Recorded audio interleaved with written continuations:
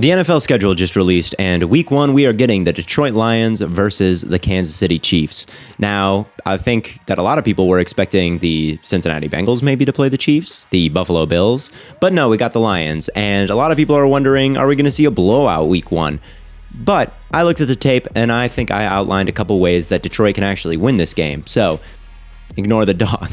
With that being said, let's get right into it. Here is the great paradox with the Lions. They have a quarterback who is very bad under pressure. Always has been, and it didn't change last year. When you bring that blitz and get some pressure on him, you're able to move him off his spot. You can goad him into game-breaking bad decisions. Wanting to make Goff uncomfortable is an understandable strategy, so teams blitz the Lions 32% of the time. That was second most in the league. However, it was still unsuccessful. The Lions had the third best EPA per play versus the blitz. That's what makes Ben Johnson's offense so good. They basically use Jared Goff as bait.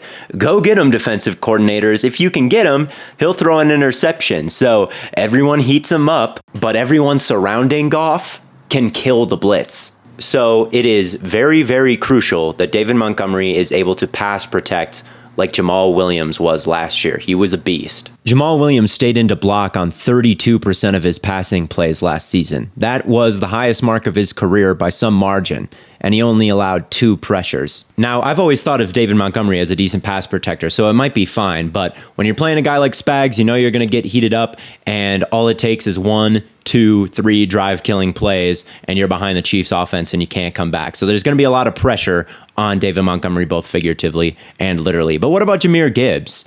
I can't imagine they want him pass protecting that much, just like Swift didn't pass protect much. I think if he's out there, Gibbs, and you get a big blitz look like this, you'll want to split him out wide and throw it to him hot, because he's probably the best guy with the ball in his hands on the entire team, like they do with Swift here. They bring a big blitz, get it out to their playmaker fast, he spins around and makes this a nice play. Or why not just use them both? If you're going to make David Montgomery the highest paid skill position player on your team and then use a first round pick on Gibbs, and you think those are part of your best 11 guys on offense, find ways to get them both on the field. Use David Montgomery as that offset halfback next to Goff to run between the tackles and use in pass protection. Then split Gibbs out wide and throw it to him hot. Manufacture him touches out on the perimeter. Let him get in the open space like they do for Swift here, who fumbles. Hopefully Gibbs won't do that. And who knows if we'll actually end up seeing those 2 running back packages at all. I think that it's something to watch out for, but more likely they'll be on the field one at a time. And in those situations, it will be very important for them to separate versus man coverage, because this wide receiving core without Jameson Williams, not that scary. In third down situations, got to have it situations. It wouldn't surprise me if everybody just mans up and says, create a completion against tight coverage. And in those situations, the running backs, Montgomery and Gibbs, will be looked at to be real receivers down the field, and can they be the ones to separate? The Lions were 4th last year with 112 targets to players positioned in the backfield. On top of the receiving, on top of the pass protection, the Lions were also the 4th highest team in the league last year in run rate on neutral downs. So there is a ton on the plate of these running backs. Given the investments Detroit made at running back this offseason, I think that we can expect the offense to look largely the same. And I think these 2 backs are more talented than the 2 backs they had last year, ideally, but will they be ready for all that week 1 without any mistakes? Because that's what's going to need to happen against this Chiefs team. When you look at the Lions depth chart on ESPN, you can see that their projected starter at right guard is Halapoulivaati Vaitai, who has not played since 2021. He missed all of last year with a back injury. You just know Spags and Chris Jones are licking their chops ready to test out someone who potentially hasn't played in a year, or his backup, who also is a big mismatch for Jones.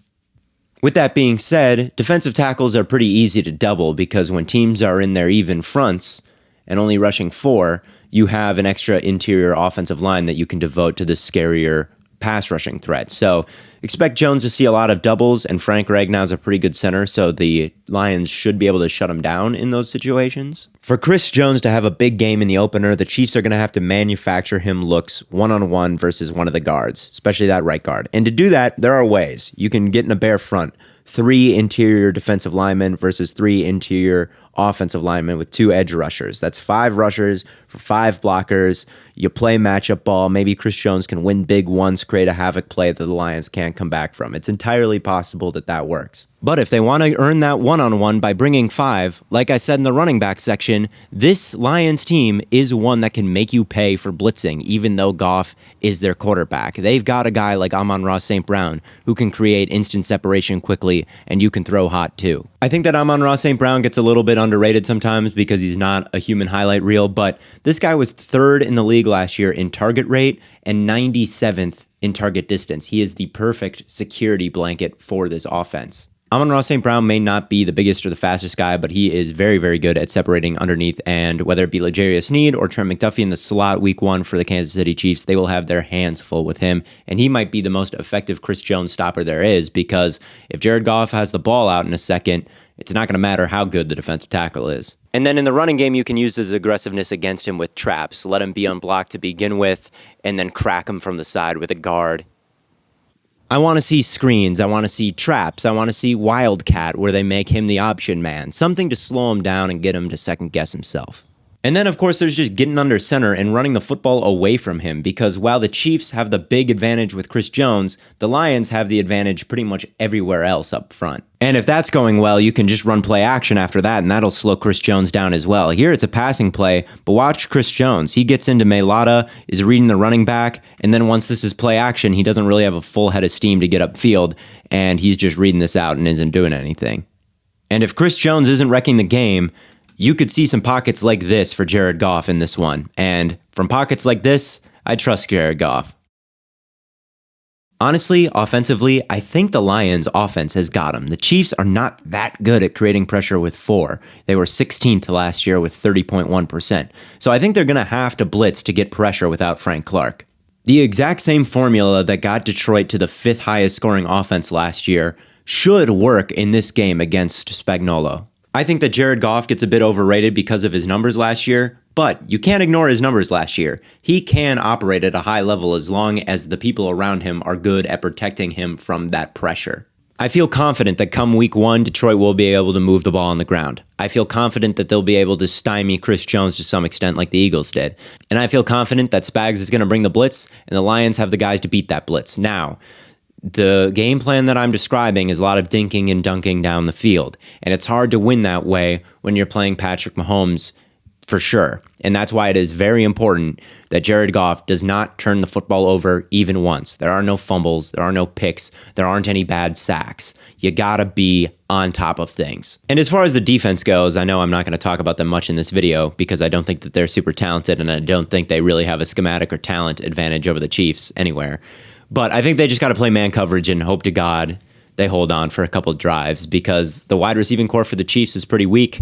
Beat the shit out of Kelsey and hope the refs don't call it in man coverage. I think that's my key for the defense, and hope there's a pick, there's a sack, something, and then you give the ball back to their offense, grind the clock, score. I think it could be kind of a low scoring shootout week 1. What I mean by that is the success rate for the drives is high, but they're kind of long drives. So yeah, that's about all I've got. I think that it's going to be a good game. I think the Lions specifically match up very well with this Chiefs defense. I think they're designed to beat exactly what the Chiefs want to do. And if they can do those things without making big mistakes, they've got a really good chance to score 30 points. And if you can score 30 points, you can always win a football game. I think I'd probably still pick the Chiefs head-to-head just because they're the defending champs and they have Patrick Mahomes and they have Andy Reid, and that's a great equalizer. But I think that Detroit's going to be able to move the ball, and they'll need a few breaks. But if they do what I outlined, I definitely think they can win opening night. So thank you all for watching. I'll see you next week with another video. And that's all I got. I don't have a third thing.